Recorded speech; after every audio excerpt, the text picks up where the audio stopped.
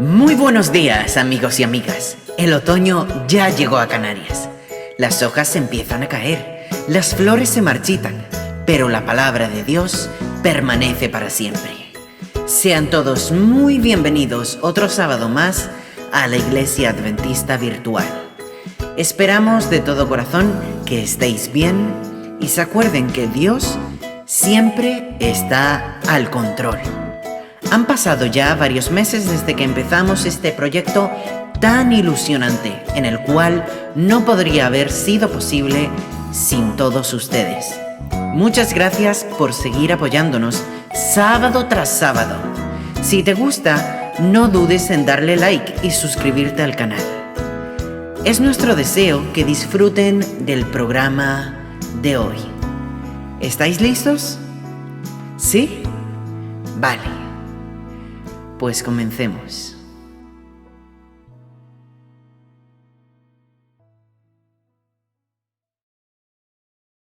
Enfoque misionero.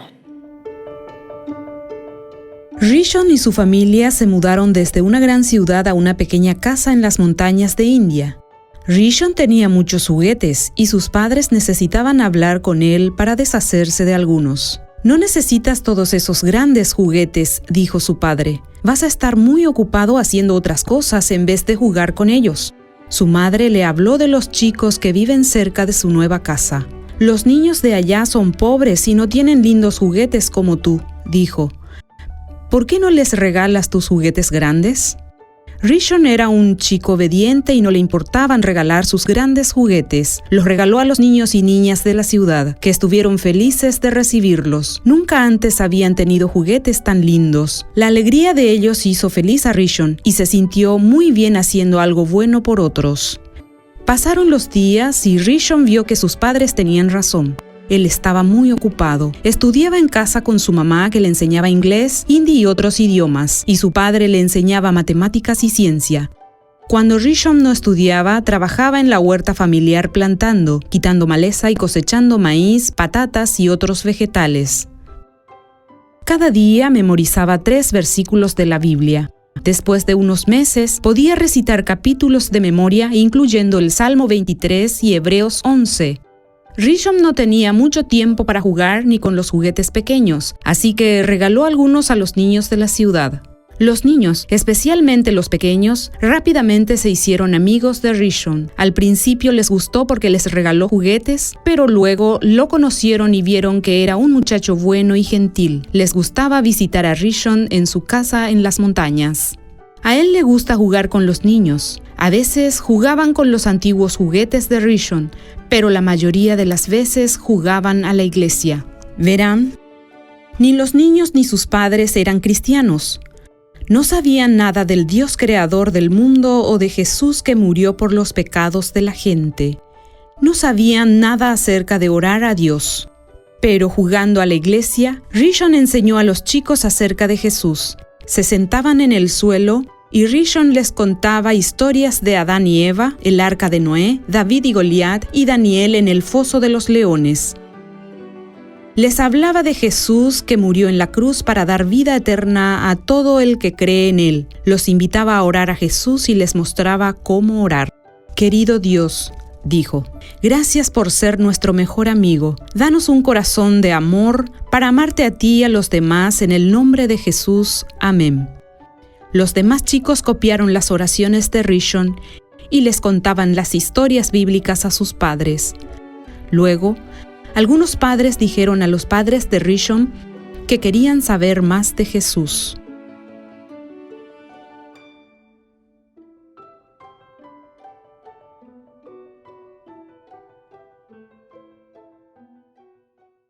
Momentos musicales.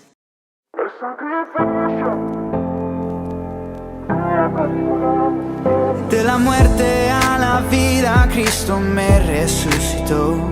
Fui esclavo, hoy soy libre, mis cadenas se rompió. Ya lo viejo ha pasado, soy una nueva creación. Hoy pregunto a la muerte, ¿dónde está tu aguijón? Aleluya, al Cordero canta hoy. Digno es de recibir todo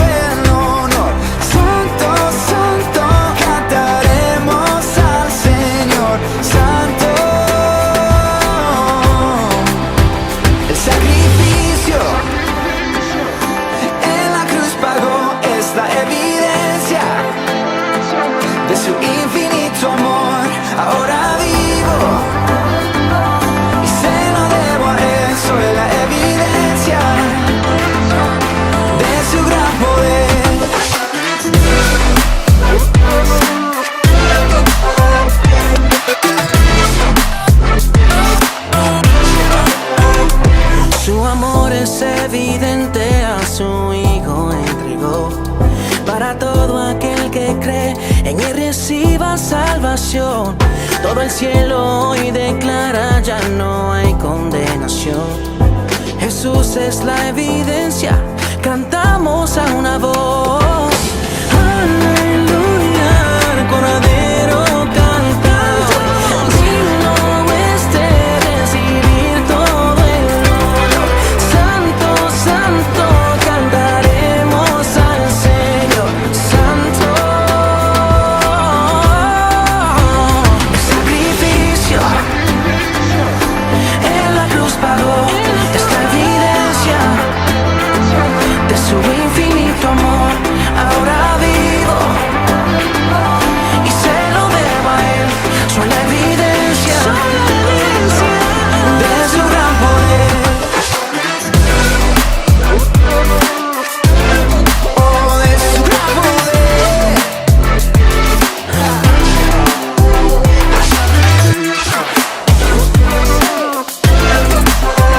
Ahora vivo. Aleluya, aleluya, aleluya. Cantamos juntos hoy. Cantamos al Señor. Aleluya, aleluya, aleluya. Cantamos al Señor. El sacrificio en la cruz pagó esa evidencia de su infinito amor. Ahora vivo y se lo debo a Él. Soy la evidencia de su gran poder. El sacrificio en la cruz pagó esta evidencia de su infinito amor. Ahora vivo y se lo debo a Él. Soy la evidencia de su gran poder. Hey. Todo se lo debo a Él.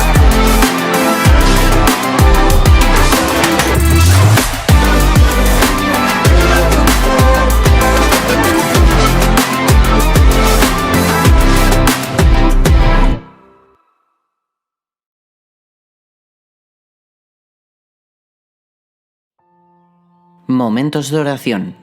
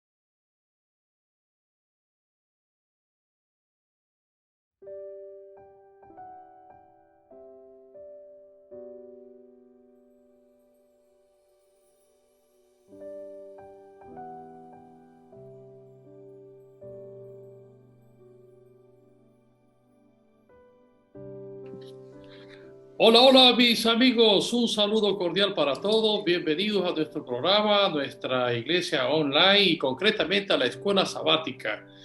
Estamos ya en la lección número 8, estamos hablando durante el trimestre acerca de la educación y hoy el título de esta semana, concretamente la lección número 8, es Educación y Redención. Y tengo conmigo pues 3 jóvenes de diferentes iglesias que me van a ayudar ahora a desarrollar esta lección de escuela sabática. En primer lugar, de la iglesia vecindario tenemos a Melissa. Bienvenida, Melissa. Gracias por estar con nosotros. Gracias, feliz sábado a todos y espero que estén pasando bien en sus casas. Muy bien, y también de la iglesia de Ingenio tenemos a Crisálida. Un saludo, Crisálida. Hola, feliz sábado. Espero que tengan un bendecido sábado. Muy bien, y de la iglesia de Telde, el joven Alejandro. Gracias por estar aquí, Alejandro. Gracias por invitarme de nuevo y espero que esta clase sea de bendición para todos. Muy bien, de acuerdo, seguro que será así.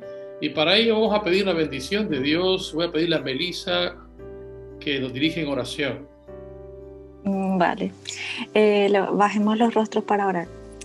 Amado Padre, amado Dios que estás en los cielos, Señor, gracias por todo lo que nos da, Señor, por esta oportunidad, por este santo sábado, Señor, que estamos pasando, Señor, estudiando tu palabra, Señor.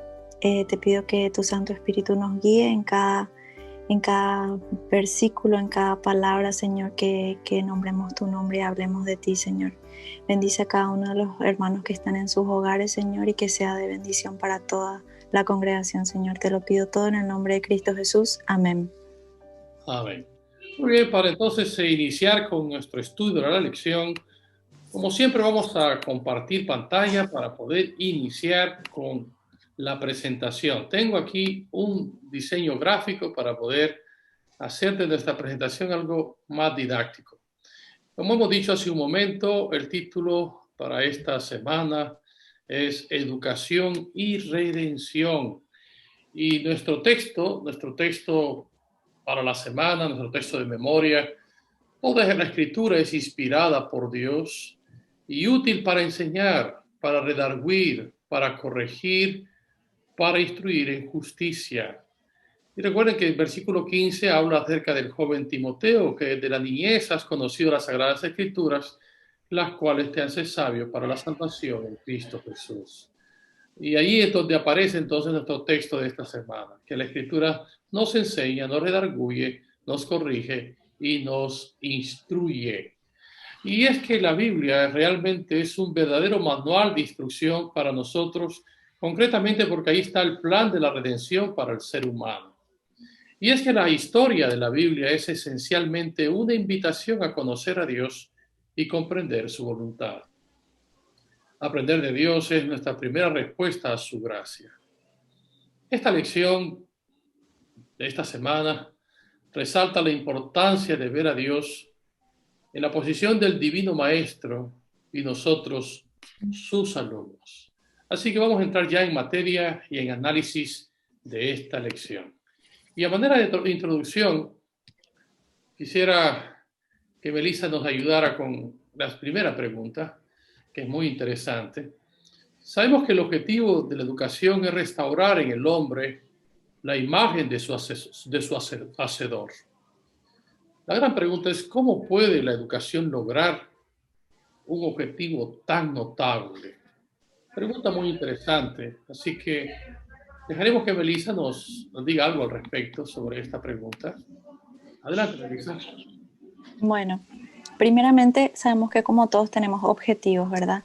Y el objetivo principal de Dios, que fue desde el inicio de la creación, es que la relación que tengamos con Él, una relación íntima, una relación de comunión con Él, que sabemos que es todos los días, todo el tiempo, porque apartados de Él no somos nada, hacemos cosas que no van coherente a lo que Dios siempre quiere instruirnos. Entonces lo más importante es la relación que nosotros tenemos con Él, que a mi parecer sobrepasa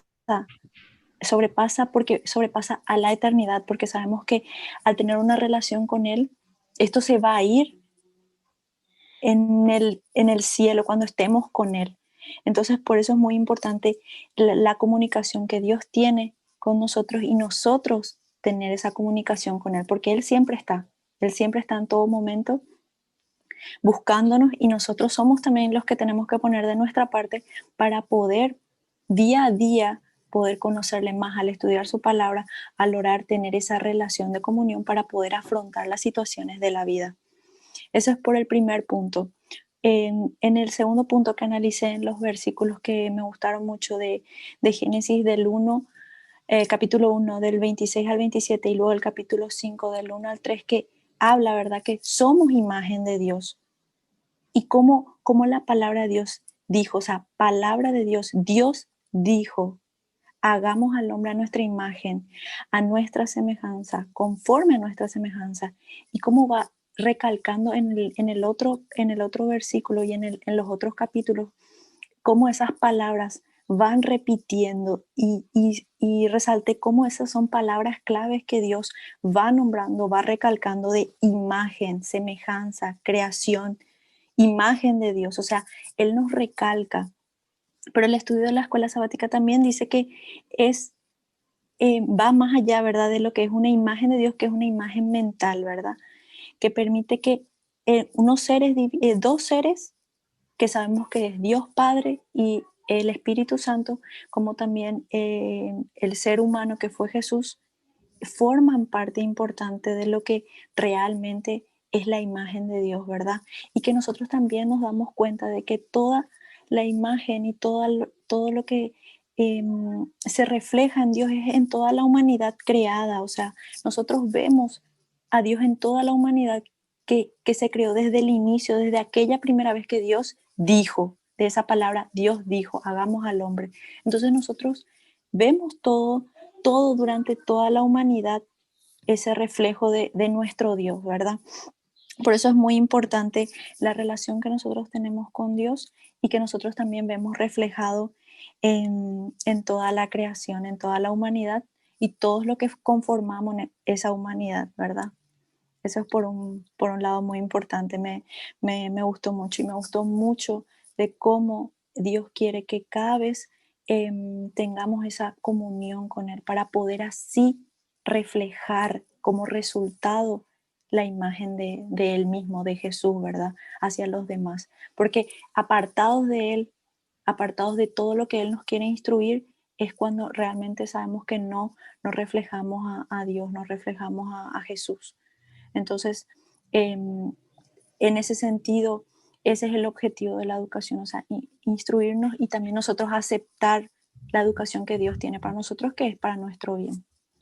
Excelente, muy bien. De hecho, es lamentable, Dios nos creó a su imagen y el hombre por causa del pecado rompió esa relación con Dios. Y bueno, el propósito de la educación y la redención es la restauración del ser humano a la imagen de Dios. De hecho, Elena White en su libro, en el libro ese sobre la educación, en la página 30, ella señala que la obra de la educación y la obra de la redención son una cosa. El objetivo es el mismo, ¿sí? Tanto la educación como la redención. Y el Señor lo que quiere es restaurar la imagen de Dios en el hombre que se ha perdido. Eso pues es interesante a nivel de introducción para entrar a este tema que es realmente apasionante. Pero ahora es necesario que analicemos el bosquejo principal de nuestra lección. Esto fue la introducción que Melissa me ha ayudado a presentar, pero ahora es necesario que analicemos 3 puntos concretos con respecto a la función educadora que nos presenta las Sagradas Escrituras. En primer lugar, vamos a analizar Dios y Jesús en su función docente. En segundo lugar, vamos a hablar en el Antiguo Testamento su función docente. Y en tercer lugar, en el Nuevo Testamento, su función docente. Así que vamos a entrar ya entonces al primer punto. Dios y Jesús en su función docente. En esta ocasión voy a pedirle a Crisálida que me ayude. Es interesante que la profesión docente y la obra de enseñanza debieran haber sido una forma particularmente adecuada para que Jesús llevara a cabo su ministerio público. Jesús inició su obra, su ministerio, pues enseñando, sanando y predicando. Pero dentro de su ministerio estaba la enseñanza como gran maestro. Jesús, de hecho, fue reconocido por muchos como maestro, como rabí. el mismo Nicodemo, cuando tuvo su entrevista con él, le llamó rabí. Así que, yendo ahora a un pasaje que es muy conocido, es un texto realmente mesiánico, el libro de Isaías 11, 1 al 9, ¿qué revela este pasaje sobre la función docente de Jesús? Así que, Crisálida, ¿qué nos puedes decir con respecto a este pasaje de Isaías? Bueno, en este pasaje de Isaías vemos que es una profecía mesiánica muy clara. O sea, habla de la segunda venida de la venida de Jesús y de su segunda venida también, ¿no? Y algo que me gustaría que tuviéramos claro, ¿no? Porque muchas veces pensamos en el docente y lo vemos como algo alejado a nosotros. Y en realidad todos somos docentes, todos tenemos esa función en nuestra vida, aunque no seamos un docente propiamente dicho en nuestro trabajo, ¿no? Pero todos tenemos esta función y Jesús nos lo dejó claro en su ejemplo y Dios nos los ha dejado claro durante toda la Biblia, ¿no? Dice en Isaías 11:9, dice, la tierra será llena de conocimiento de Jehová como las aguas cubren el mar. Quizás esas enseñanzas de las escrituras hayan sido las que inspiraron después a Elena de White para escribir sobre la educación, ¿no? En sus libros de educación. Jesús, cuando vino a la tierra, su objetivo fue enseñarnos e ilustrarnos para que después nosotros pudiéramos siempre tener ese ejemplo, ¿no? Su ejemplo era, Él es el camino, seguir sus pisadas, ¿verdad? Entonces, evidentemente, de esta forma, nosotros podemos cumplir esta profecía, de llenar la tierra con el conocimiento de Dios, de Jehová. Pero es que no solamente Jesús, desde el principio, Dios siempre nos está enseñando y nos está instruyendo y está teniendo una labor docente con nosotros, educándonos desde el pueblo de Israel, ¿no? Desde el tiempo que pasan en el desierto, todas las vicisitudes que pasa el pueblo siempre son con una función de aprendizaje, de aprender, de llevar a cabo lo que Dios quiere para nosotros y dar a conocer su mensaje también a través de nosotros, ¿no? Por eso digo que nuestra función es la de ser esos docentes para el cuerpo de Cristo, ¿no? Si vemos en Juan 3, del 1 al 3, cuando Nicodemo se acerca a Jesús, se acerca como el rabino y identificó los dones que él tenía de enseñanza. O sea, el rabino era una figura que enseñaba y que era muy sabio. Por tanto, hace falta una sabiduría para poder enseñar. Hace falta una sabiduría buena para poder enseñar en la palabra de Dios.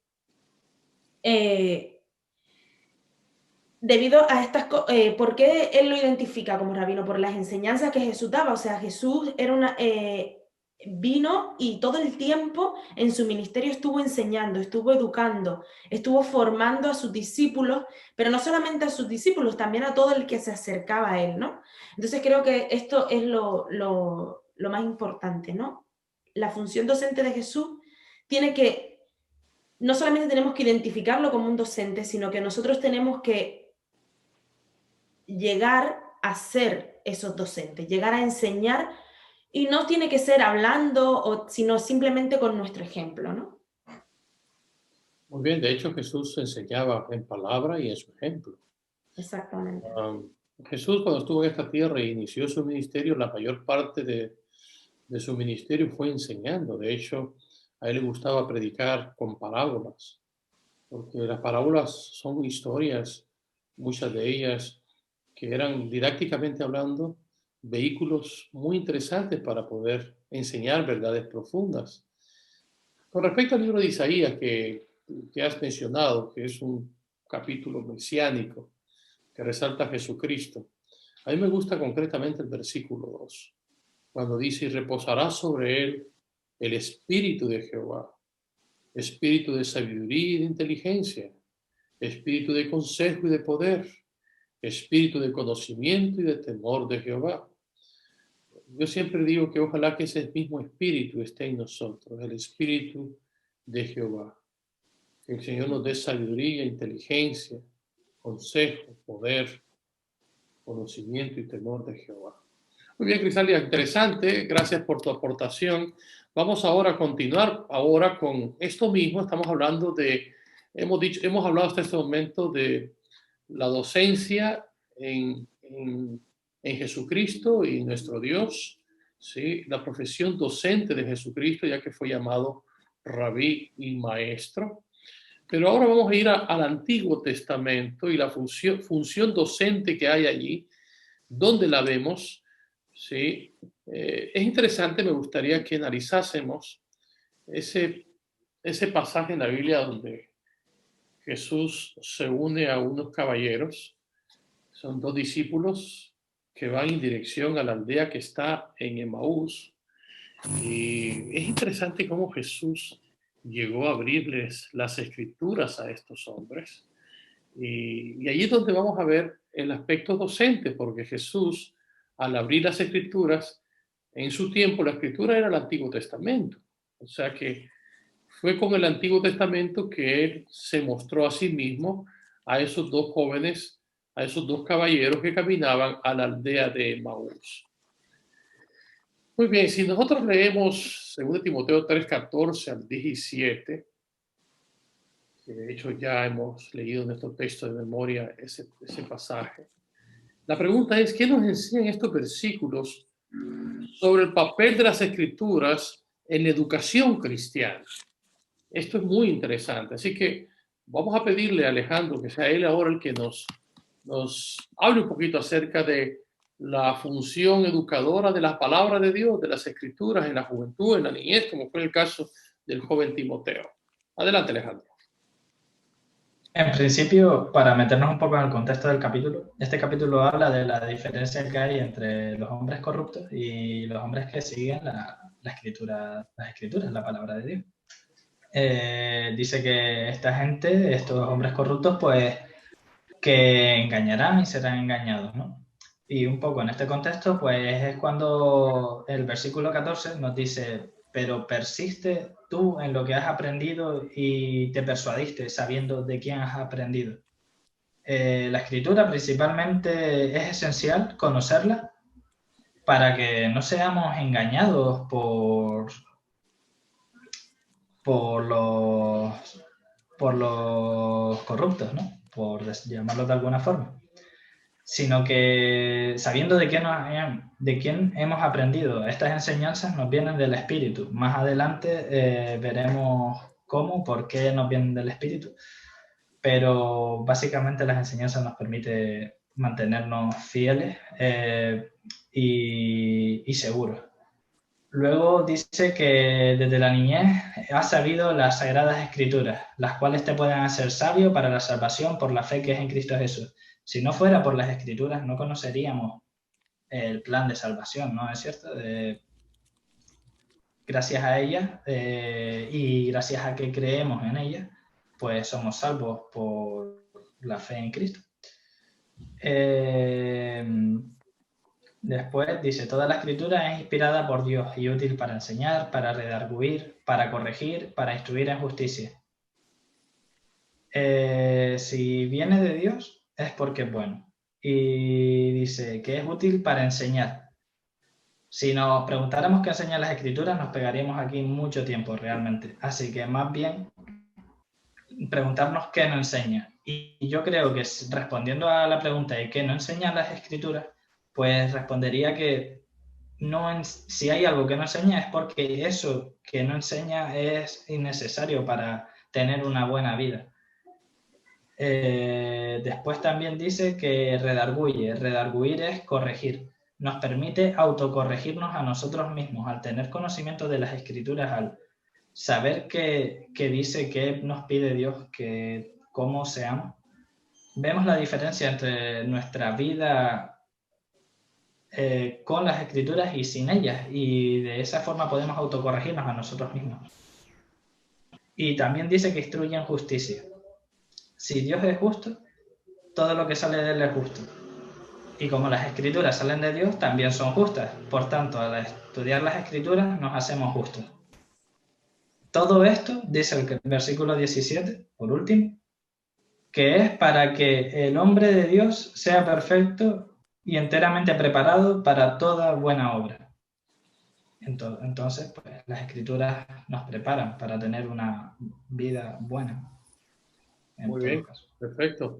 De hecho, si nosotros aplicamos bien este pasaje, todo esto se le dice al joven Timoteo, ¿sí?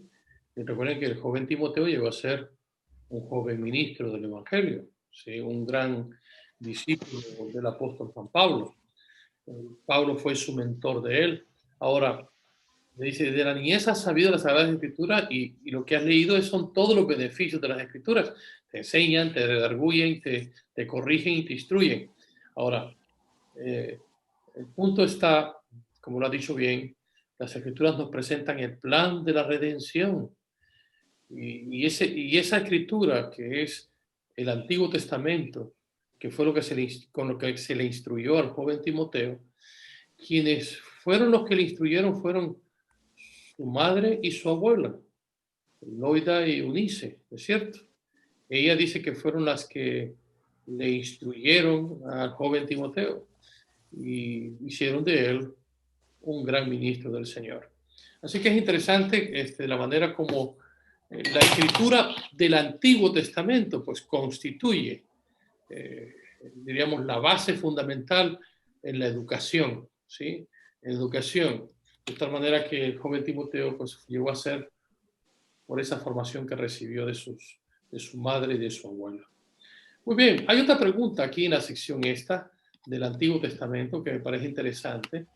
Y en esta sección en esta pregunta quisiera que Melissa me abundara un poco sobre este tema.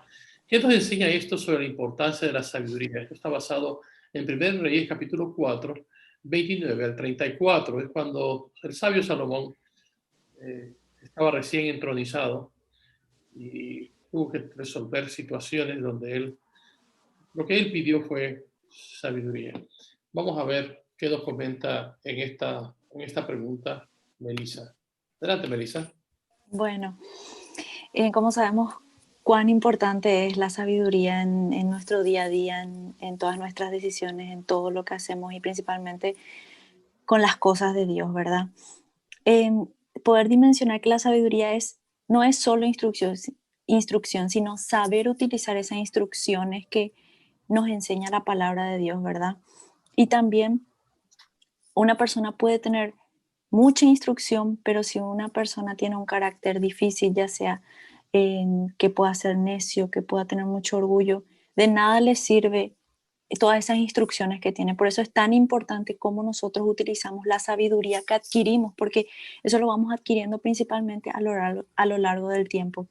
Pero quiero ir primero al pasaje que está en Primera de Reyes, donde habla, ¿verdad? Salomón y pide por sabiduría, que es Primera de Reyes 3:3, ¿verdad? Que dice, más Salomón, darnos cuenta, ¿verdad? De cómo Salomón amó a Jehová, que es lo más importante, porque dice, más Salomón amó a Jehová andando en los estatutos de su padre David, solamente sacrificaba y quemaba incienso en los lugares altos. O sea, me gustó mucho ese versículo de ese inicio de cómo Salomón amaba a Jehová y andaba en sus estatutos. O sea, nosotros primeramente tenemos que andar por los caminos de Dios, tenemos que ir direccionados a Dios para poder recibir la sabiduría que proviene de Dios para todos los aspectos.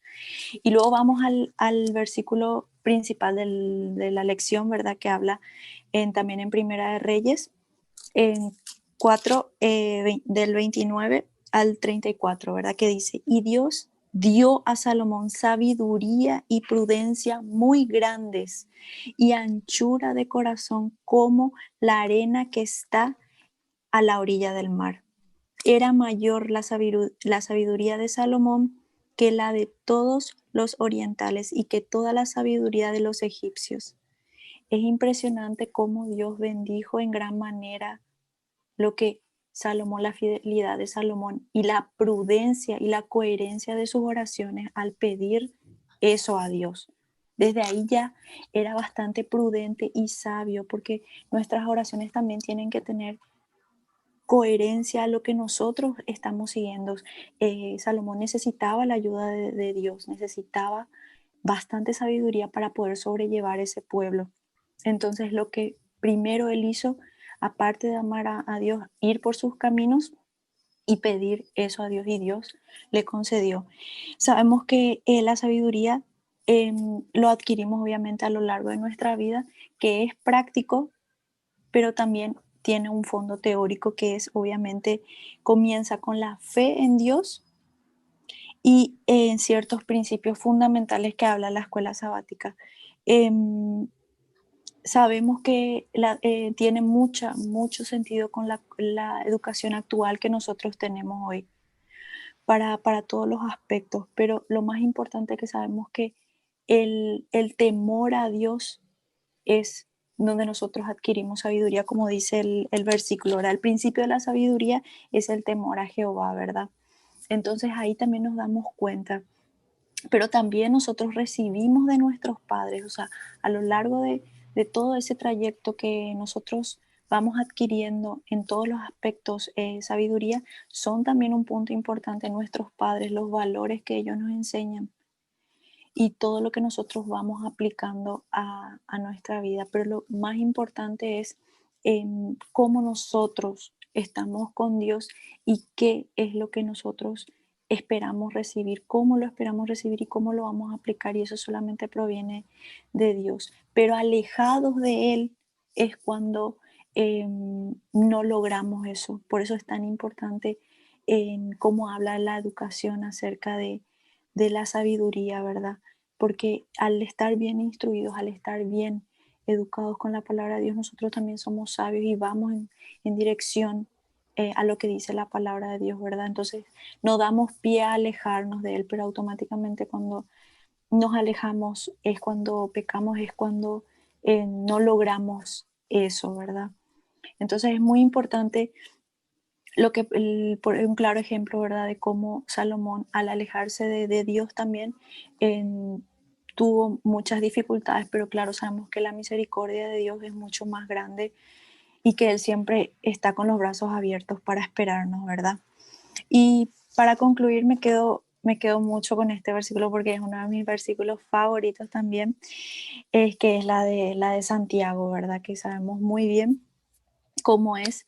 Y dice, ¿verdad? Y si alguno de vosotros tiene falta de sabiduría, pídala a Dios, el cual da a todos abundantemente y sin reproche, y le será dada, pero pídala con fe, no dudando nada, porque el que duda es semejante a las ondas del mar que está arrastrada por el viento y echada de una parte a otra, que está en Santiago 1 del 5 al 6. O sea, me encanta este versículo, creo que siempre tenemos que tener en cuenta, pero para todos los aspectos y cómo es importante la sabiduría, cómo las leyes que nosotros aplicamos a nuestras vidas es la que nosotros después reflejamos y cómo las personas luego se dan cuenta, como se hablaba también en las otras preguntas, de lo que reflejamos con nuestro ejemplo solamente es el impacto que nosotros hacemos en las personas.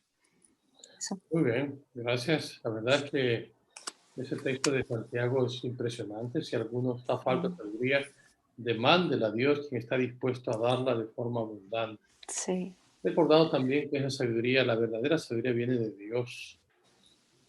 Cuando estudiamos las Escrituras, nos proporcionan sabiduría porque nos proporcionan el conocimiento de Dios. Recuerden que la verdadera educación no es solamente informar y transmitir una información o conocimientos de la ciencia y de las artes. La verdadera educación es la transmisión de principios y valores que están en nuestro gran libro sagrado, la Biblia. Así que muy interesante, gracias por tu intervención, muy interesante todo lo que nos has comentado. Y vamos a continuar ahora con la última sección de nuestro estudio de esta semana. Y la última sección, la tercera concretamente, tiene que ver con el Nuevo Testamento y su función docente. ¿Sí? Su función docente. Y aquí, pues, voy a pedir a Alejandro que participe en esta pregunta. Cuando leemos 1 Corintios 2, del 1 al 16, aquí es Pablo quien escribe. ¿Qué dice Pablo que es sumamente importante de acuerdo al contexto de la educación? ¿Sí? Es un texto muy interesante que debemos de analizar. Adelante, Alejandro. Bueno, este capítulo se puede dividir en dos partes. Primero de los versículos 1 al 5 y luego del 6 al 16. En el primer grupo, digamos, Pablo transmite su deseo de que la fe no esté fundamentada en el conocimiento humano, sino en el conocimiento del poder de Dios. Esto es en la Escritura, ¿no? Y sobre todo porque el conocimiento humano puede vacilar, puede verse afectado, se puede dudar de él. Sin embargo, por ejemplo, en 1 de Pedro 1:25 dice: «Mas la palabra del Señor permanece para siempre». Es decir, es fija, es estable, no hierra, no falla. Entonces, solo fundando nuestra fe en la Escritura, en la palabra de Dios, podemos estar seguros. Luego el segundo grupo ya da, uniéndolo todo para un poco largo, si se analiza poco a poco, decir que en definitiva este segundo grupo nos indica que hay dos formas de hablar y una de ellas es hablar espiritualmente. Esto de forma que no todos pueden entenderlo. Hay dos clases de espíritu en el mundo y solo unas personas tienen el Espíritu de Dios. Solo las personas que poseen el Espíritu de Dios pueden entender las enseñanzas espirituales de las Escrituras que vienen, y ese Espíritu viene de Dios. Por eso Jesús hablaba en parábolas, ¿no? Muchas veces. Y nosotros debemos de seguir el ejemplo de Jesús y hablar de esa forma. Dice el versículo 14: «El que no tiene el Espíritu no acepta lo que procede del Espíritu de Dios, pues para él es locura. No puede entenderlo porque hay que discernirlo espiritualmente». Y antes del versículo 14, el versículo 12 dice: «Nosotros no hemos recibido el Espíritu del mundo, sino el Espíritu que procede de Dios». Por esto es tan importante apoyarnos en el conocimiento del poder de Dios. Porque Dios nos ha preparado unas enseñanzas específicas, esenciales, para que conozcamos su plan, y solo por la fe en Él, en su poder, solo por la fe en que aprendemos gracias a Él, podemos obtener estos conocimientos que Él nos concede tan generosamente. Por ejemplo. En este capítulo concreto, de 1 Corintios, me llama la atención que Pablo, cuando se presenta ahí, dice: «Cuando fui a vosotros para anunciaros el testimonio de Dios, no fui con excelencia de palabras o de sabiduría, pues me propuse no saber entre vosotros cosa alguna, sino a Jesucristo y a este crucificado». La verdad es que esa es la verdadera sabiduría, conocer a Jesús. Y me gusta cuando Juan dice: «Y esta es la vida eterna, que te conozcan a ti, al único Dios verdadero, y a Jesucristo que me has enviado». Entonces es importante aprender a conocer a Jesús. Él es nuestra mayor fuente de sabiduría. Y bueno, que el Señor nos ayude a seguir conociendo a Jesús en la medida que nosotros escudriñamos las Escrituras. Y es evidente que este pasaje pues habla mucho sobre la educación, en el sentido de que la verdadera educación consiste en volver al hombre a la imagen de Dios, es decir, a la imagen del mismo Jesucristo. Ojalá que nosotros estudiemos las Escrituras y que el poder transformador de la Escritura y de su Santo Espíritu que la inspiró nos lleve a tener la misma imagen de Jesús, que finalmente es lo que el Señor quiere. A mí me gusta cuando dice 1 de Juan: «Amados, ahora somos hijos de Dios y aún no se ha manifestado lo que hemos de ser. Pero sabemos que cuando Él se manifieste, seremos semejantes a Él, porque le veremos tal como Él es». Y la verdadera educación tiene que ver con la redención. Cuando seamos redimidos, restaurados, Él quiere vernos semejante a Él en todo, ¿verdad? En el carácter que nosotros estamos formando para su gloria. Muy bien, gracias mi amigo Alejandro. Y estamos ya prácticamente concluyendo. Vamos a la conclusión de nuestra lección de escuela sabática. Y a manera de conclusión, la pregunta es: ¿cuán importante es la obra educativa para la misión de la iglesia? ¿Sí? cuán importante es la obra educativa para la misión de la iglesia.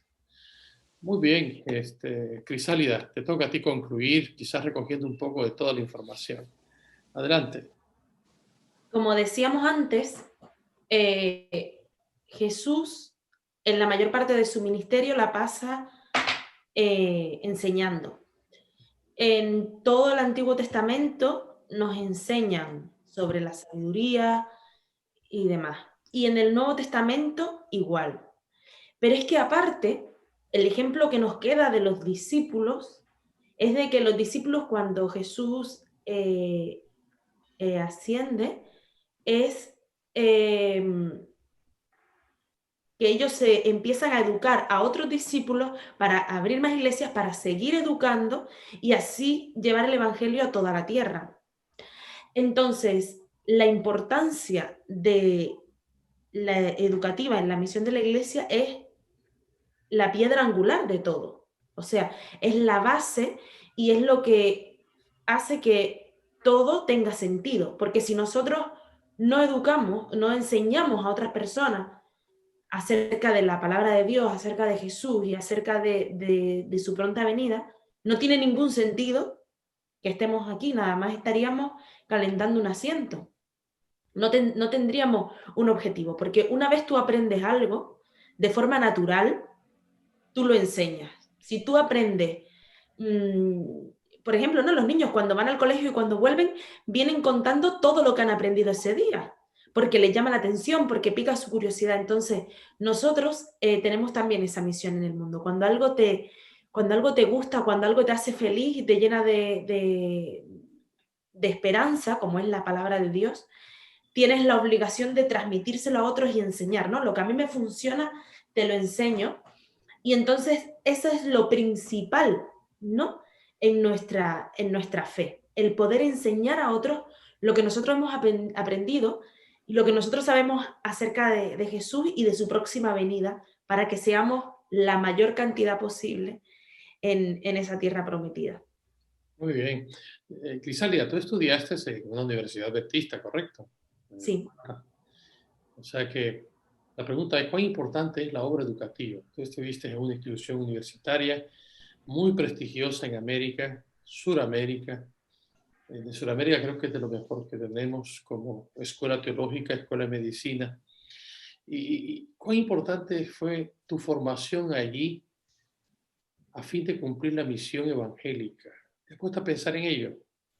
Sí. Dinos algo de tu experiencia educativa y qué fue lo que viviste ahí que te formó para llegar a ser lo que eres y para intentar cumplir una misión para el Señor. Justo esta semana lo comentaba, ¿no? con mi prima Sara, hablábamos sobre la importancia de la educación adventista, de colegios que formen, porque son un paso importante para la evangelización, porque muchas familias buscan los colegios adventistas o las universidades adventistas porque muestran unos valores muy importantes. Yo, por ejemplo, como enfermera, mi formación se basaba mucho en los valores que tenemos como iglesia, en los valores que hay para tratar al paciente, cómo poder llegar al paciente y a la familia de la mejor forma y cómo ayuda una oración, cómo ayuda un tocar al paciente, ¿no? En el momento clave. Eso es muy importante, ¿no? En que otras personas que han estudiado en una universidad que no tiene unos valores religiosos no lo pueden tener. Pero yo creo que lo más importante es en el momento de esparcir el evangelio es que muchísima gente conoce el evangelio a través de los colegios. A mí me pasó, tuve un testimonio en Argentina, yo fui a las cataratas del Iguazú en una excursión organizada, que no era gente adventista. Y cuando yo me acerqué al buffet del hotel a servirme, que yo estaba mirando, ¿no? lo que había, una señora se me acercó y me dijo, tú eres adventista, ¿verdad? Y yo dije, ¿cómo lo sabe? Si yo no he dicho nada. Ni siquiera o sea, era la primera vez que nos poníamos a comer, ni siquiera me había sentado a orar antes de comer, porque si tú oras antes de comer, pueden decir, bueno, pues es adventista. Y digo yo, sí, ¿cómo lo sabe? Dice, porque estás seleccionando lo que vas a comer.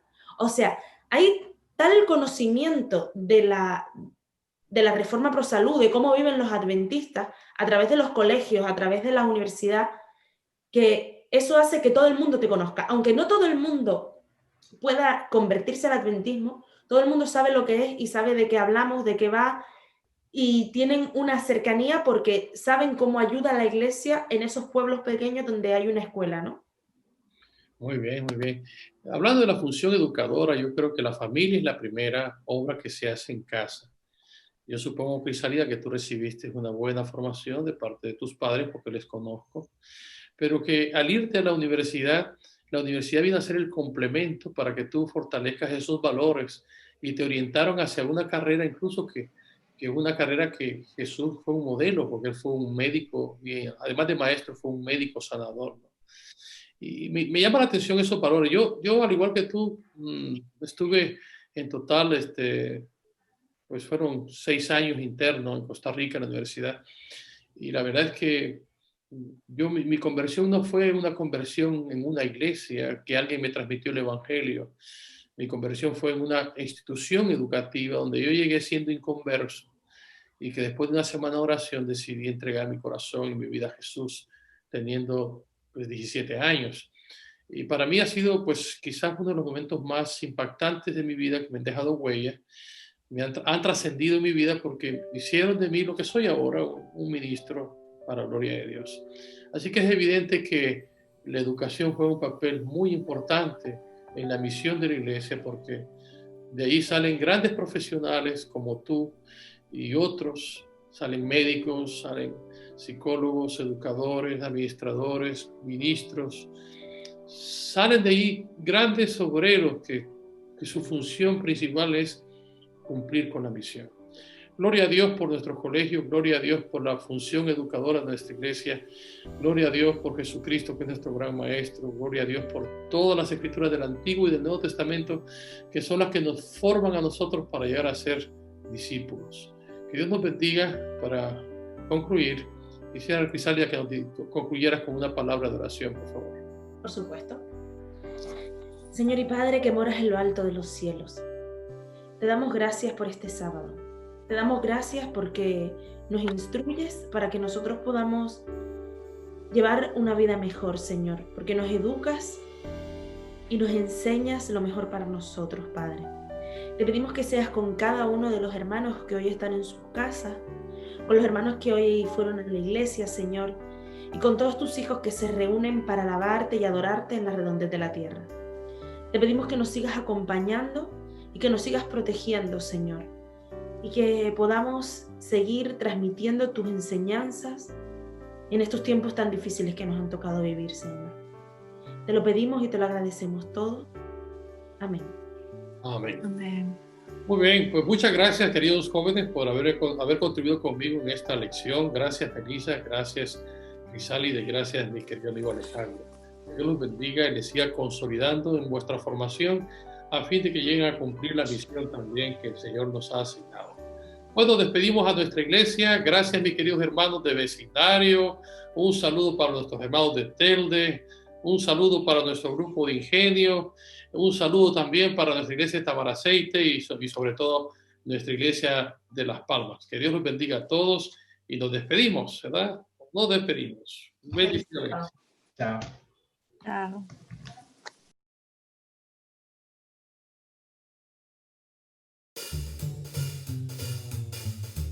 Y ahora viene el momento más esperado de toda la casa, la historia para los peques.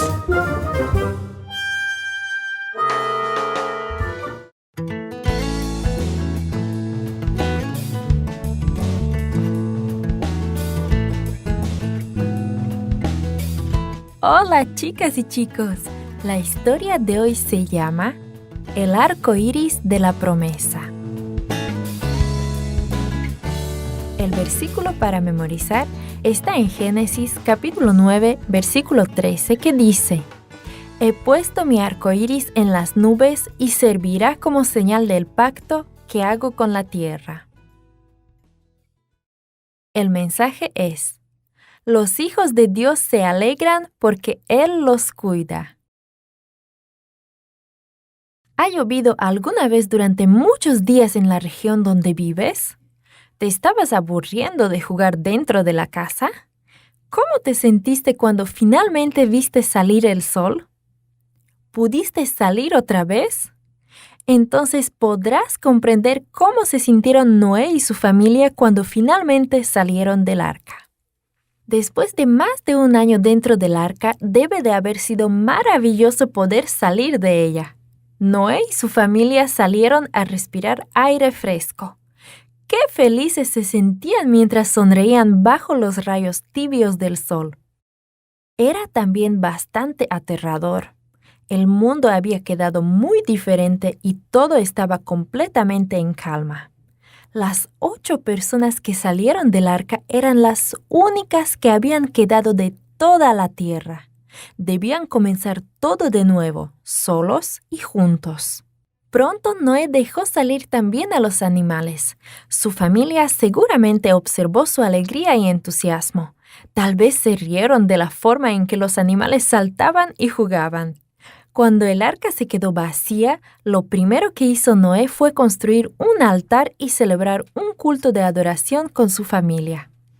Entonces sacrificó a uno de cada animal limpio que había sido preservado en el arca. Dios se agradó de su adoración y bendijo a la familia. Tengan muchos hijos y llenen la tierra.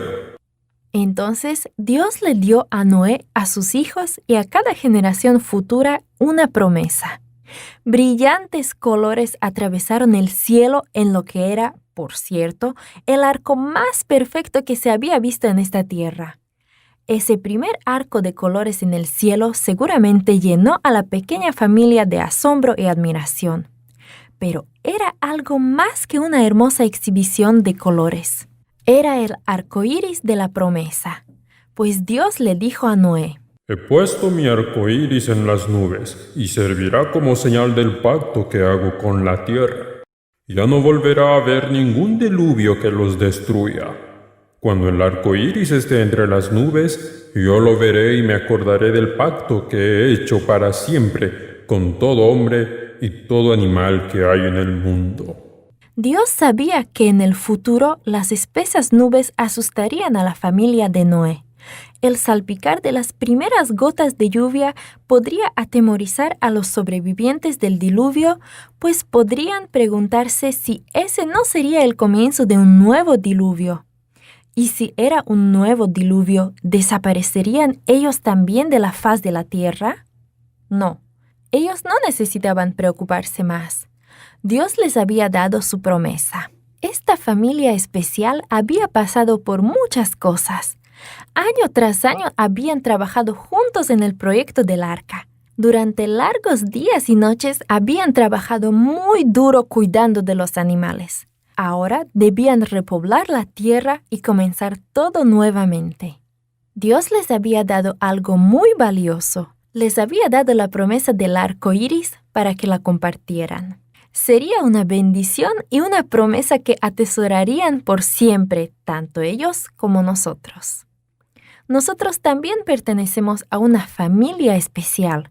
Nuestra familia de creyentes incluye a los miembros de nuestras iglesias y escuelas, además de nuestras familias.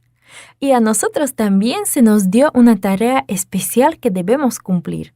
Pasaremos juntos por muchas cosas a través de los años y las experiencias que compartamos van a hacernos sentir cerca unos de otros. Dios le ha dado a cada uno una tarea para llevar a cabo, así como Noé y su familia tenían la suya. Y Dios nos ha dado también nuestro propio arco iris de bendiciones y promesas. Él nos ayudará a hacer lo que nos ha pedido que hagamos. Dios cuidó a la familia de Noé dentro y fuera del arca y ellos le agradecieron por su amor y protección. Cuando veas un arco iris, piensa en el amor de Dios y dale las gracias por cumplir su promesa con el arco iris y todas sus promesas. Momentos musicales.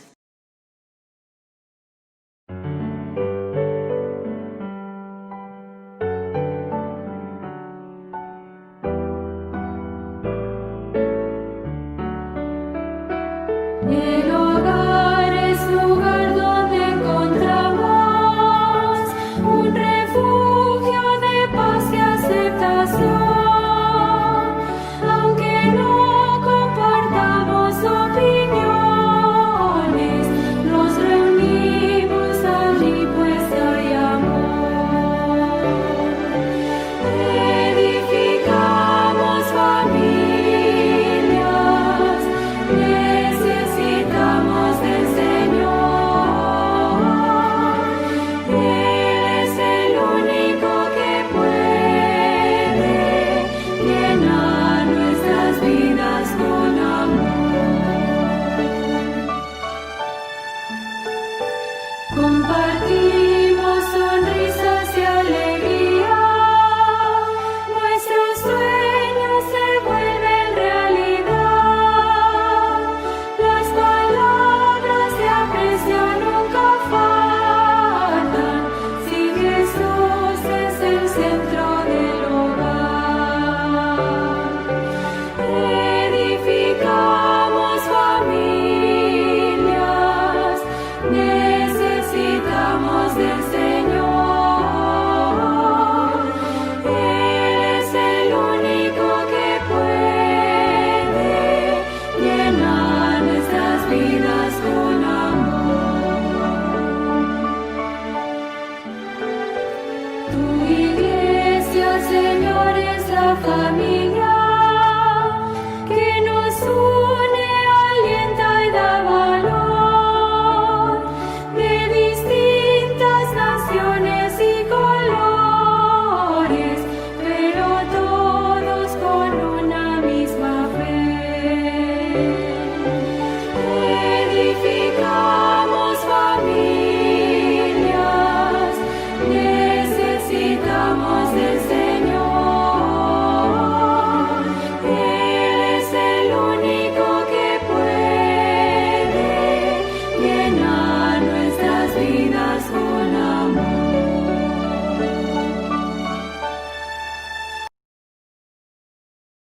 Momentos de oración.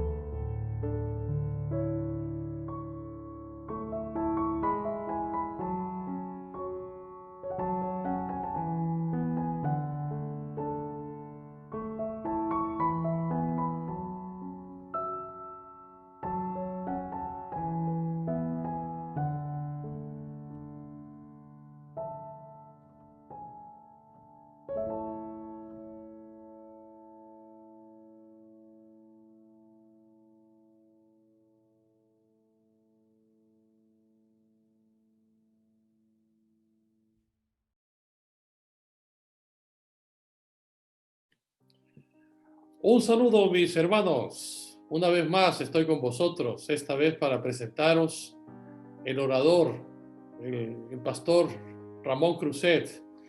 Él es un gran amigo mío. Nos conocemos desde cuando estudiábamos juntos, hace más de 30 años. O sea que imagínense ustedes. Doy gloria a Dios de que tengo un amigo tan lejos y tan cerca, porque estamos unidos por la amistad. Ramón ya recién se jubiló el año pasado. Él tiene algunos añitos más que yo, pero es un gran predicador. Él ha sido pastor en Norteamérica y ha estado en muchas iglesias, en New Jersey, en Texas, en Virginia. En fin, yo he ido a predicar a algunas de sus iglesias, y esa amistad que nos da la confianza, pues con esa confianza y con esa gran amistad lo he invitado para que hoy participe con el mensaje de Dios para mis hermanos de la iglesia de Las Palmas y de todas las iglesias, de Tamaraceite, mi querida iglesia de Telde, el grupito de Ingenio y mi querida iglesia de Vecindario. Así que hoy con ustedes, Ramón Cruzet. Él es un gran predicador y es un experto en relaciones familiares. Algún día quizás me gustaría que viniera por estas islas y nos dé un seminario sobre relaciones familiares. Ramón, Dios te bendiga, que el Señor te utilice en el mensaje de esta mañana para las iglesias en las cuales yo dirijo y coordino. Bendiciones, querido amigo. Gracias, mi hermano Tomás Márquez. Es para mí un privilegio poder compartir con tus iglesias, tal como el pastor Márquez ha dicho. Estudiamos juntos en Costa Rica y después de algunos años nos encontramos de nuevo ya trabajando yo en Texas, él en México, y hemos tenido la oportunidad de compartir en España en varias de las iglesias. Así que vamos a compartir en este momento un tema que lo creo muy importante. Quisiera hablarle esta mañana un poco acerca de la mayordomía del hogar cristiano. Usted dirá, ¿por qué hablar de la mayordomía del hogar cristiano? Bueno, vamos a ver varios motivos por qué escojo este tema. Quisiera invitarles a que vayamos a nuestra Biblia, que vayamos al último libro del Antiguo Testamento, en el último capítulo, y los últimos versículos. Digo los últimos versículos porque mi tema va a estar basado mayormente en los versículos 5 y 6, pero si no leemos el versículo 1, no vamos a entender el 5. Así que Malaquías, capítulo 4, el versículo 1 dice, porque he aquí que viene el día ardiente como un horno, y todos los soberbios y todos los que hacen maldad serán estopa. Aquel día que vendrá los abrazará, ha dicho Jehová de los ejércitos, y no le dejará ni raíz ni rama. El versículo 5 dice, he aquí yo os envío al profeta Elías, antes que venga el día de Jehová grande y terrible. ¿Ve por qué tenemos que leer el 1 para entender el 5? El versículo 6 dice, él hará volver el corazón de los padres hacia los hijos y el corazón de los hijos hacia los padres. No sea que yo venga y hiera la tierra con maldición. Hermanos queridos, he querido hablar de la mayordomía del hogar cristiano porque la situación en que vive el mundo actual requiere de que tengamos un concepto claro de lo que es el hogar y tengamos una armonía correcta para poder estar listos cuando Cristo venga. Mayordomía del hogar cristiano. Normalmente me gusta definir algunos términos porque muchas veces no podemos entender algunas partes del tema que se va a presentar cuando quizá no entendemos bien algunos de los términos. Así que con el deseo de llegar al corazón de la iglesia de Las Palmas, de Mallorca, de Tamaraceite, de Penda, Ingenio, todas las iglesias allá que espero un día poderla conocer, quiero definirlo por término. En primer lugar, mayordomía. Quizá ustedes todos entienden ese término, pero quizás lo definimos mejor. Mayordomía, dice el diccionario, que es el arte de la correcta administración de todos los dones que Dios nos da. En el diccionario dice que es la correcta administración de los bienes propios o ajenos. Así que pudiéramos redundar o resumir diciendo, es una correcta mayordomía de todo lo que viene a nuestra mano. Ahora, hogar. ¿Qué es el hogar? Mucha gente cuando oyen la palabra hogar piensan en una casa.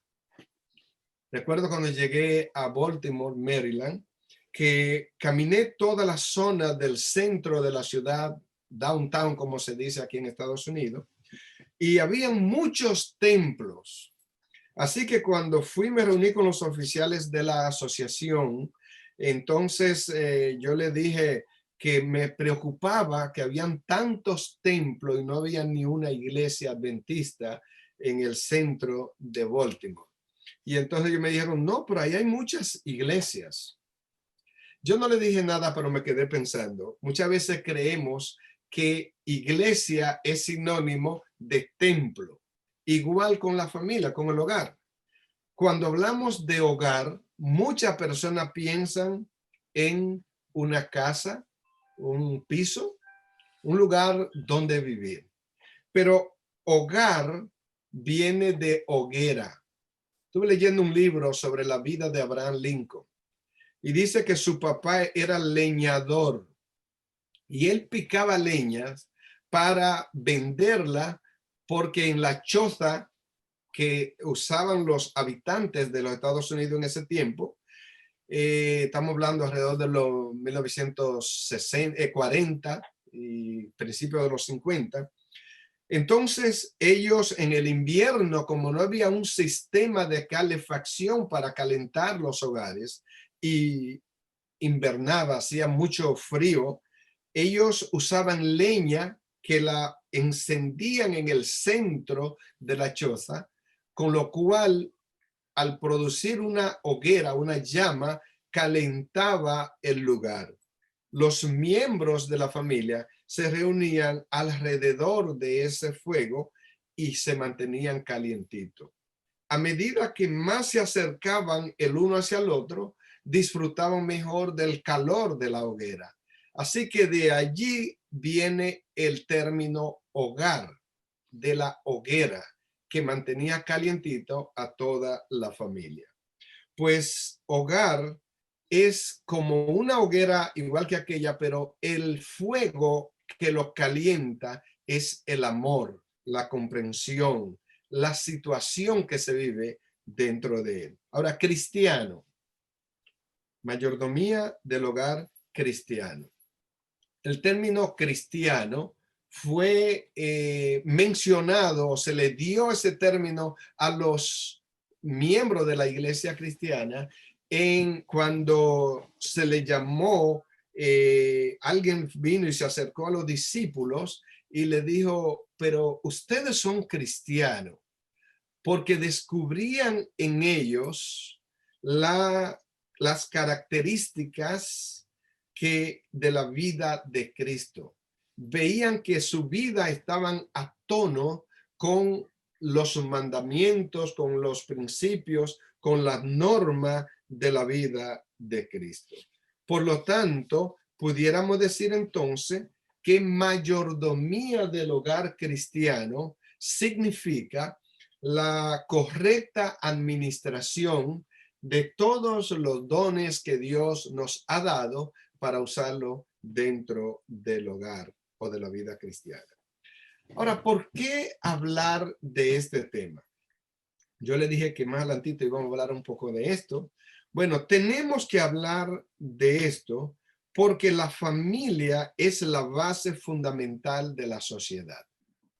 En otra palabra, la sociedad y la iglesia están formados por individuo, por persona.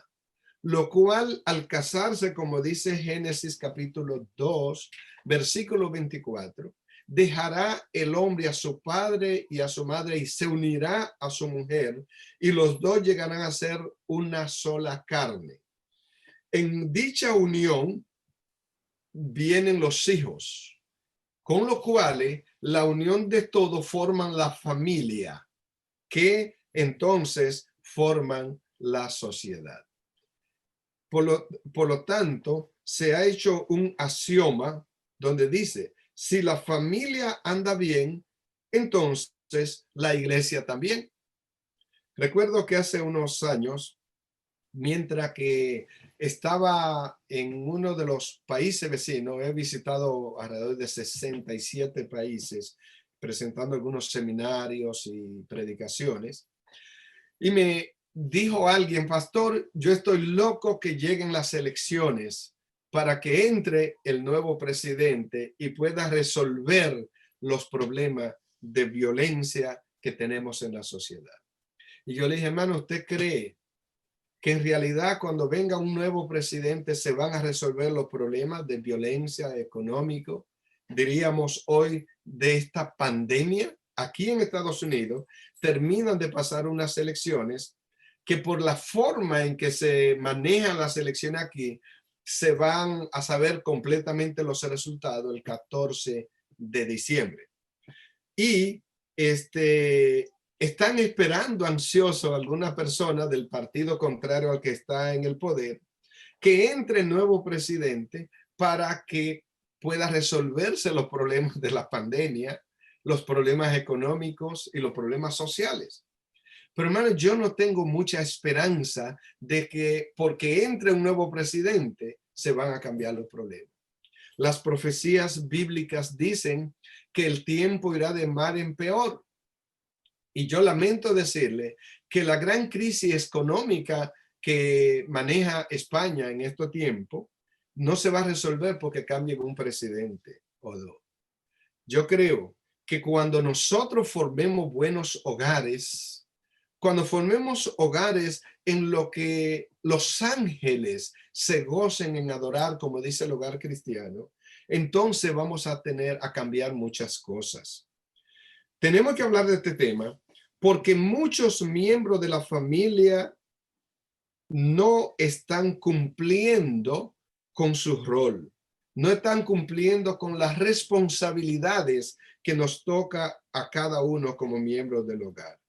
Cada miembro de la familia tiene su función específica dentro del hogar.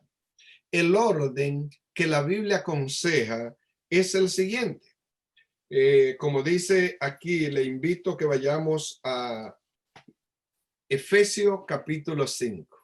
El apóstol Pablo toma tiempo para dar algunos consejos aquí a todos los miembros de la familia. En primer lugar, Efesios capítulo 5, el versículo 21 sigue cierta regla que la literatura hebrea y por ende la literatura de la Real Academia Española también normalmente lo sigue.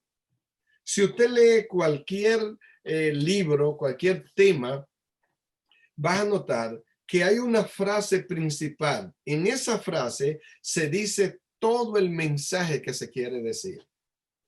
Pero todo el resto del capítulo va definiendo, explicando ese mensaje que dio ese primer versículo. Por ejemplo, si usted lee Efesios capítulo 5, en el versículo 21 dice, someteos unos a otros en el temor de Dios. Ahí dijo todo el mensaje. El secreto es que aprendamos a someternos los unos a los otros en el temor de Dios. Y ya ese es el mensaje. Pero en el versículo 22 empieza a explicar qué quiso decir con someterse los unos a los otros. Dice el versículo 22, las casadas estén sujetas a sus propios maridos como al Señor. Muchas personas entienden por lo asunto, la tendencia machista que hay en muchos de nuestros países, que cuando dice la casada estén sujetas a su propio marido, está diciendo las casadas esclavícense, humíllense ante el marido. Pero cuando dice las casadas estén sujetas a su propio marido, me da deseo de pensar en varias cosas. En primer lugar, me da deseo de pensar, cada vez que usted va a subir o bajar cierta escalera, usted va a ver que alrededor le ponen un manubrio o algo que usted se sujeta de ello cuando va a bajar algunas escaleras, algunos escalones. También en la vestimenta real, en las grandes cortes antiguas, se usaba que junto con el traje, los zapatos, el pañuelo y muchas veces la corbata, venía un bastón.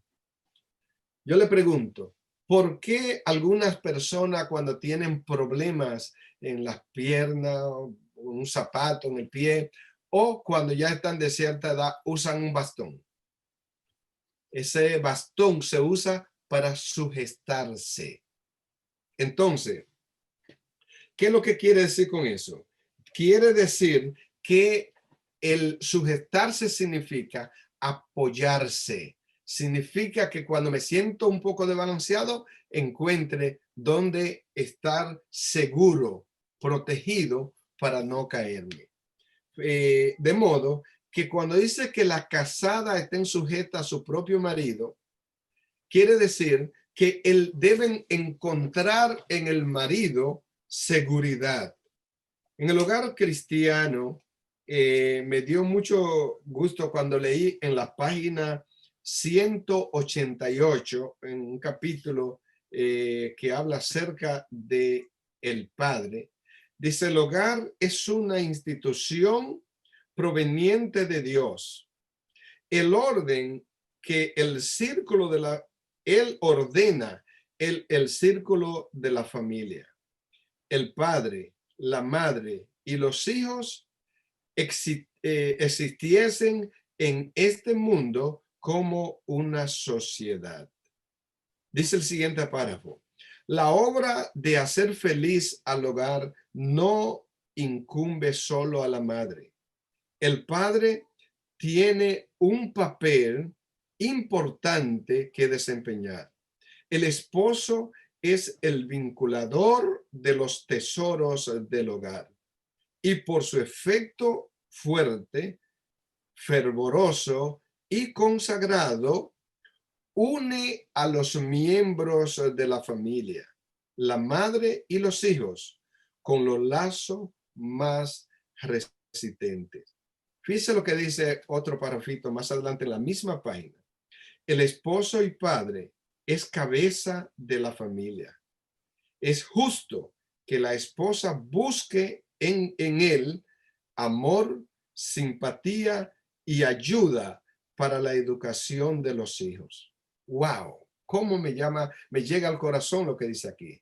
Es justo que la esposa y madre encuentre en él amor, apoyo y simpatía para la educación de los hijos. Y sigue diciendo tantas otras cosas lindas que me llegan al corazón.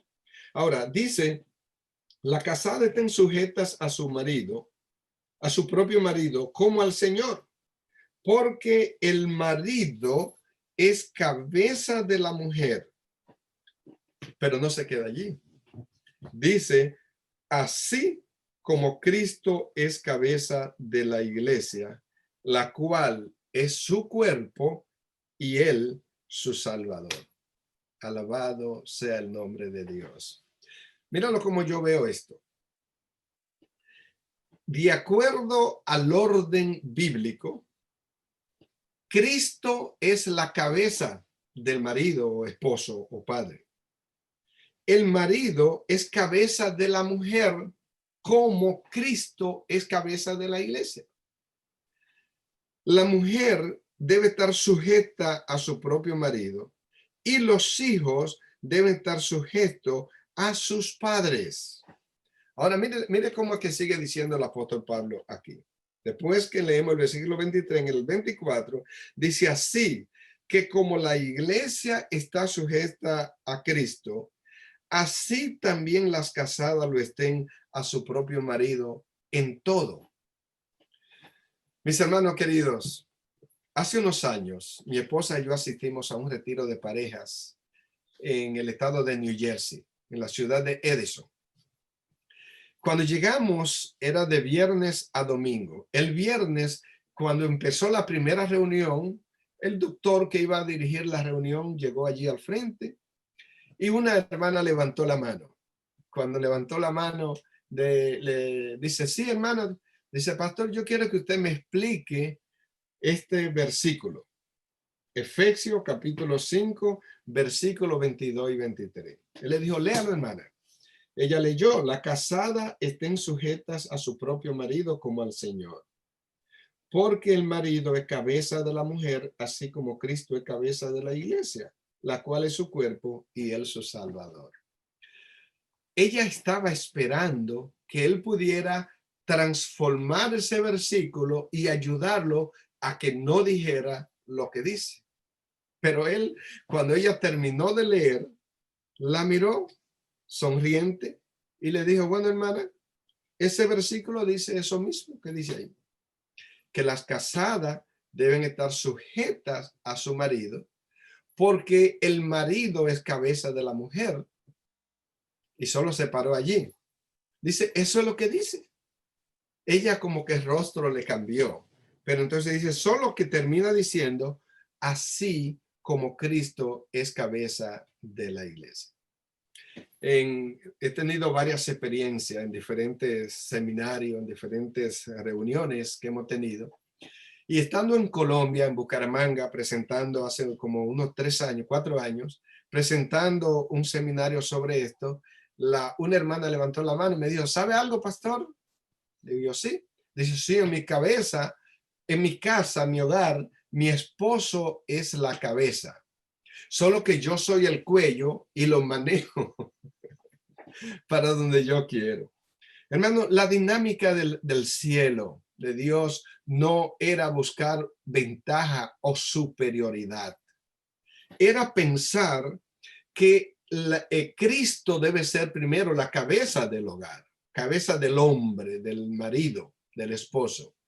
Y el hombre es cabeza de la mujer, la cual debe estar sujeta a él, con el propósito de que ella encuentre en él, como dice el Hogar Cristiano, página 188, seguridad, apoyo y tranquilidad en él para ayudar en la educación de los hijos. Por lo tanto, eso no hay otra cosa que buscar. Por ejemplo, si leemos algunos versículos más, por ejemplo, el versículo 24, que lo leímos hace un ratito, note bien las últimas palabras del 24. Así que, como la iglesia está sujeta a Cristo, así también la casada lo estén a su propio marido en todo. Versículo 25. Marido, amad a vuestras mujeres, así como Cristo amó a la iglesia y se entregó a sí mismo por ella. Se entregó a sí mismo por ella. Versículo 26, para santificarlas, habiéndola purificado en el lavamiento del agua por la palabra. Versículo 27, a fin de presentársela a sí mismo una iglesia gloriosa, que no tuviese mancha, ni arruga, ni cosa semejante, sino que fuese santa y sin mancha. Ay, hermanos, cuando me ha tocado trabajar con tantas parejas, con tanta familia que me llaman o que llegan a mi oficina, algunas veces vienen como si fueran antagónicos, como si fueran enemigos. Me gusta, no sé si ustedes han visto la película que se llama Cuarto de Guerra, donde la señora ya de cierta edad le dijo a la joven, tú estás peleando con el enemigo equivocado. El hogar no es un centro de batalla. Los esposos no son antagónicos. no son enemigos, son una sola carne. Por lo tanto, dice que los hijos deben obedecer a los padres. Sigamos leyendo. Ahora pasemos al capítulo 6, versículo 1. Ya le habló a la esposa. La mujer debe estar sujeta a su propio marido. Y hermana, déjeme decirle algo. Estar sujeta no significa estar esclavizada, no pensar. No. Mi esposa siempre sabe dónde yo estoy y yo sé dónde ella está. Porque si va a salir, me dice, mira, yo voy a ir a tal lugar, o yo le digo que voy a tal lugar. Aún si llego allí, pero tengo que ir a otro lugar donde la agencia la llamo, le digo, mira, mi amor, voy a pasar por tal lugar. Yo no le estoy pidiendo permiso. Yo estoy notificándole porque ella en mi otra parte es la misma carne conmigo. Significa que ella sabe dónde yo estoy, ella donde yo estoy, yo donde ella está. Y si hay una emergencia, algo, yo sé dónde está y no tengo que preocuparme.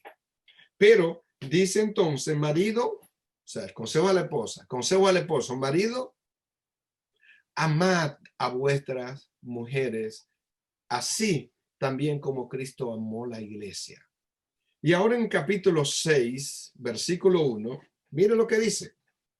Efesios capítulo 6, versículo 1. Hijos, obedeced en el Señor a vuestros padres, porque esto es justo. Versículo 2. Honra a tu padre y a tu madre, que es el primer mandamiento con promesa.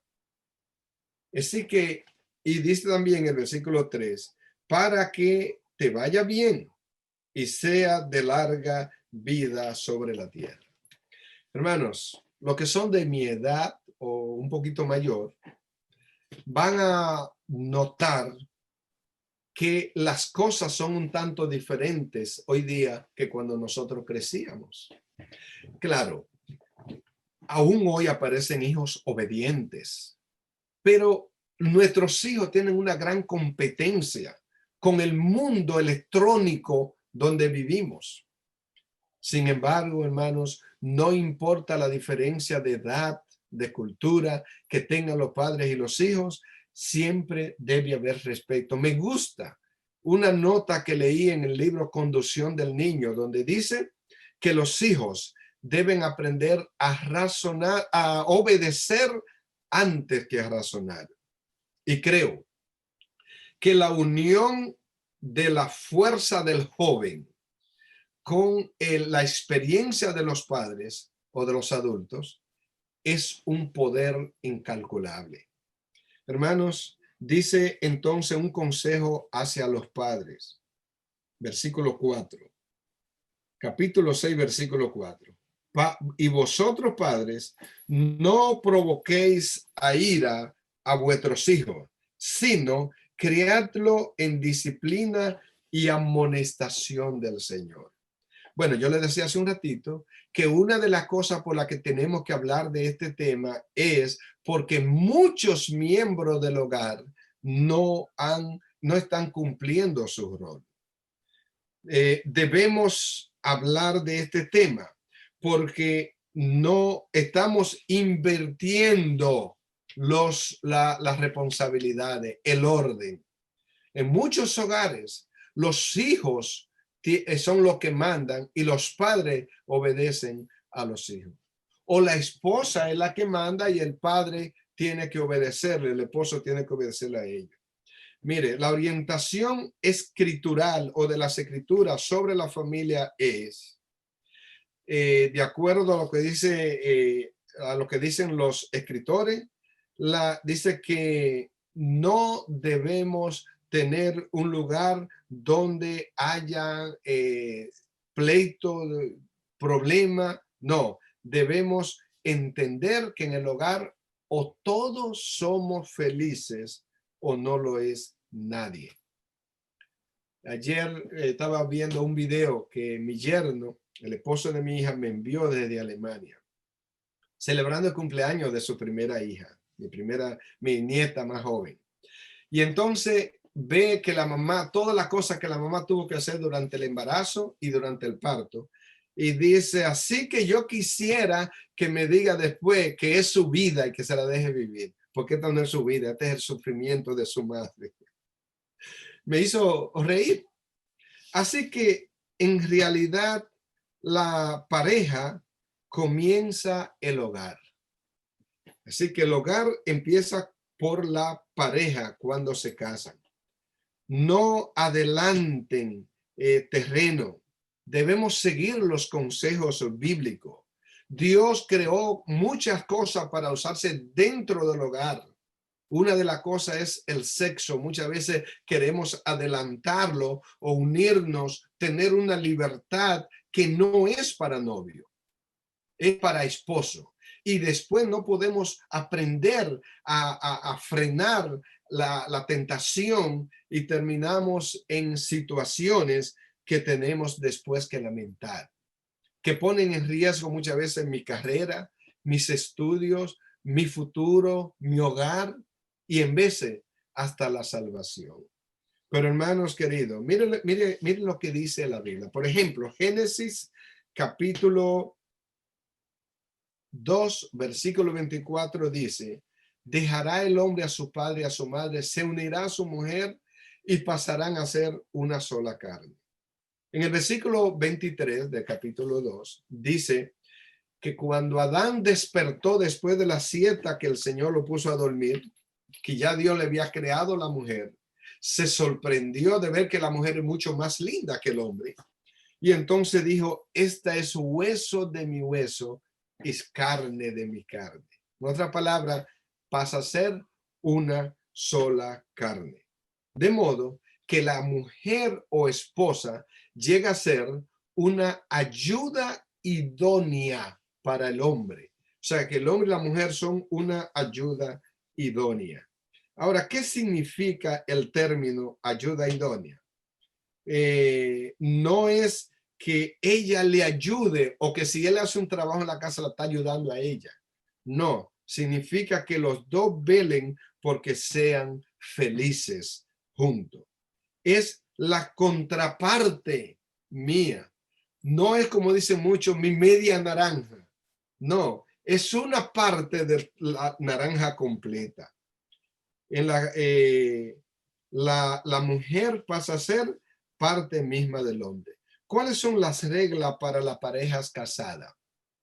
Número 1, marido, amad a vuestras mujeres. Y eso se puede corroborar en Colosenses capítulo 3, versículo 19, Efesios capítulo 5, versículo 28 y aún Primera de Pedro capítulo 3, versículo 1 y 2. La mujer esté sujeta a su propio marido, Colosenses 3, 18 y Efesios 5, 22. Dice que deben respetarse el uno hacia el otro, Efesios capítulo 5, versículo 21. Y también dice que deben agradarse el uno hacia el otro, según Primera de Corintios capítulo 7, versículo 33 y 34. Dice que no deben negarse el uno hacia el otro. Ya ustedes saben a qué se refiere. Y lo dice en Primera de Corintios capítulo 7, versículo 3 al 5. O sea, dice que deben ser santos. La voluntad de Dios es vuestra santificación. Tener la esposa en santidad. Eso es lo que dice la Biblia. Ahora, permítame decirle algo. La pareja se convierten en padres. Y cuando se convierten en padres, dejan de vivir para ellos para convertirse en buscadores del bienestar de sus hijos. ¿Y a qué manda Dios a los padres? Dice, no hagan airar a vuestros hijos. Déjenme hablarle un poquitito con respecto a esta parte de cuando los padres se convierten en hijos. Hermanos, los estudios y el trabajo que he tenido que realizar con familia, con el hogar, me ha llevado a entender que todo ser humano enfrenta algún tipo de complejo. En estos días hablando con alguien, con una maestra, me decía, pero no todo el mundo tiene complejo. Porque yo llamo complejo a un trauma. Digo, no, trauma es otra cosa. pero todos tenemos algún detalle en nuestra vida que si pudiéramos lo cambiaríamos. ¿Es así o no es así? Lo primero es que la mayoría de la gente no le gusta su nombre, pero gloria a Dios, que dice en la Biblia que Dios nos regalará una piedrecita blanca y un nombre nuevo cuando lleguemos a la vida eterna. Pero hermanos, todo ser humano alberga algún tipo de complejo. Por otro lado, todo ser humano alberga algún tipo de temor o temores.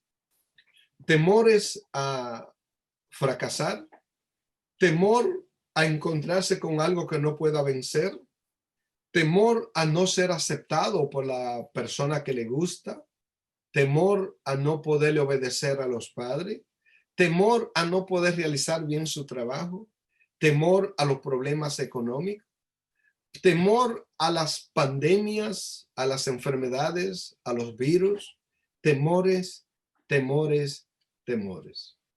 Y hermanos, pareciera como si ya hubiésemos llegado al fin del mundo con una pandemia que azotó primero a España y que luego ha azotado casi a todos los países del mundo y que está fallando desde China que salió, Italia, España y ahora Estados Unidos estaba en una crisis de salud tremenda y eso provoca temor. Pero hermanos, yo lamento no ser muy esperanzador para ustedes cuando le digo que estas no son las pruebas finales. Es posible que formen parte de ellas, pero todavía vendrán cosas peores de acuerdo a lo que dice la Biblia. Pero alabado sea el nombre de Dios, que tenemos un Dios poderoso. Y oigan lo que le voy a decir ahora en este momento. Que cuando nosotros seguimos sus consejos y hacemos toda la cosa que Él nos ha mandado, ninguna de las enfermedades que a otros le dan nos tocarán a nosotros. Bueno, algunos de ustedes quizá me dirán, no, hay un hermano que es muy consagrado y tiene el virus. No, eso no es lo que quiere decir. El Señor dice, yo estaré con ustedes, aun cuando les lleguen las pruebas, yo estaré con ustedes. Gloria al nombre de Dios. Pero es cuando obedecemos los consejos y los estatutos que Él nos ha mandado. Por lo tanto, hermanos queridos, el esposo debe entender que antes de casarse debe aprender a ser como Cristo fue para la iglesia, él deberá ser para su esposa. Cuando la esposa se casa, debe entender que debe dejar padre y madre, eso no significa abandonarlo, dejarlo y formar un nuevo hogar con una nueva persona que muchas veces tiene cultura diferente, aun cuando sean del mismo país, que tiene costumbres diferentes, que se crió, aún los hermanos somos diferentes, pero vamos con la ayuda de Dios y la educación y el cristianismo que tenemos, vamos a lograr entendernos. Y que Satanás se preocupa porque ese hogar no funcione. Porque dice en el hogar cristiano, hogar adventista, página 295, dice que Satanás hizo un premeditado esfuerzo para romper los lazos que nos unen en el hogar. Porque no hay una cosa más segura para arrastrar a los hombres y a las mujeres a la degradación y a los vicios que rompiendo los hilos del hogar. Por lo tanto, hermanos, cuando papá y mamá juntos nos sobrellevamos, aprendemos a vivir juntos, el hogar va a ser diferente. Hermanos, mi esposa y yo tenemos 43 años y medio de casado. Y ya nos gustan la misma cosa. Tenemos diferencia como todo ser humano, pero ya hemos aprendido cuáles son las cosas que puedo hacer para comprenderme con ella, cómo llevarnos mejor, cómo llevarnos bien, y nos llevamos mucho mejor. Nacen los hijos. Dejamos de vivir para nosotros con tal de complacer a nuestros hijos. Entonces, pareciera muchas veces que en el hogar los padres quieren una cosa y los hijos quieren otra.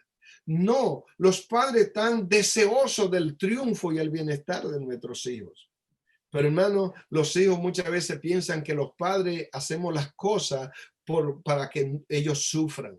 Pero no, tenemos que juntos buscar cómo manejar, cómo engranar en esa relación, respetarnos, amarnos y juntos vamos a estar listos para cuando Cristo venga. Para concluir esta tarde, yo quiero decir, hermanos, el mundo está pasando por una de las mayores crisis de la historia.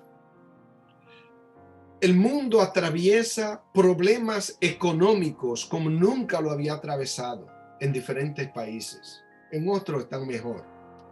Pero el secreto está en que sigamos los consejos del cielo. Dice la Biblia, conságrate. El Señor dice en el Camino a Cristo, página 70, conságrate a Dios todas las mañanas. Haz de esto tu primer trabajo del día. Hermanos, cuando nosotros, olvidándonos de lo que otro haga, nosotros pensamos en mi responsabilidad como padre y esposo, como miembro de la iglesia y de la sociedad, y tratamos de hacer lo mejor, cuando Cristo venga, vamos a poder decir, este es nuestro Dios, le hemos esperado y Él nos salvará. Hermanos, ojalá que padre, madre, hijo, todos juntos formemos hogares donde los ángeles se gocen en adorar.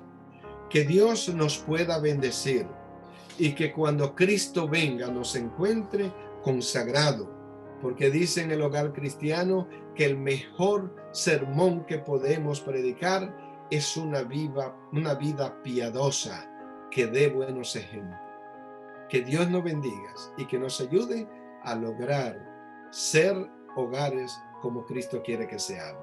Bendiciones para todos. Gracias, querido pastor. Dios te bendiga. Me gustaría tener una oración por las iglesias de nuestra zona y gracias por tu mensaje en relación a la familia. Vamos a orar. Te sugiero que concluyan con el himno 456, como la mujer de junto al pozo, que es un mensaje adecuado para este tema. Muy bien, vamos a cantar ese 456. Adelante, pastor. ¿Quieres orar entonces? Querido y amante Padre Celestial, alabado y glorificado sea tu nombre. Señor, en este momento ponemos en tu mano nuestra vida. Ponemos la iglesia de la Palma del Gran Canaria, la iglesia de Tamaraceite, la iglesia de Pendal, la iglesia de Ingenio, todas las iglesias que pastorea el pastor Márquez por allí. Que nos ayude de que este mensaje sea enviado por ti y que llegue a corazones adecuados y capacitados para entenderlo y aplicarlo a su vida. Y que juntos podamos vernos cuando Cristo venga, porque estemos allí para ir con Él por la eternidad. En el nombre de Jesús te lo pedimos. Amén. Amén. Muchas bendiciones, hermanos. Dios los guarde. Tengan un feliz sábado.